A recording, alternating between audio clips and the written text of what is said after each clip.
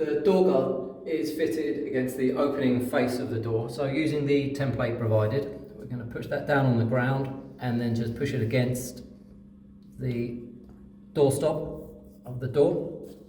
And then we can see where the 4 holes are where we need to pilot drill.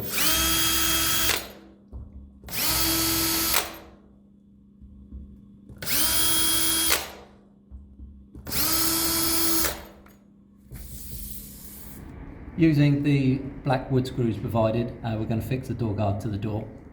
What is quite useful if you start off by fixing it using slotted holes.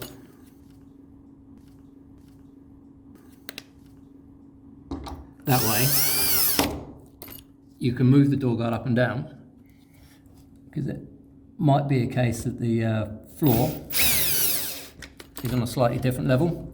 So with this one, we're going to just move it down a bit and then push the plunger down and just make sure that the rubber foot makes a good contact with the floor.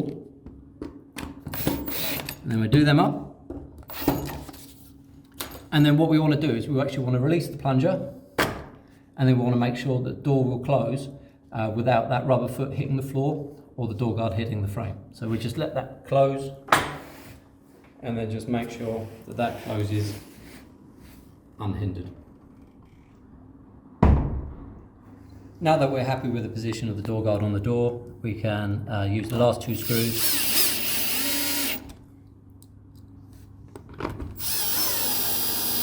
and fix it to the door.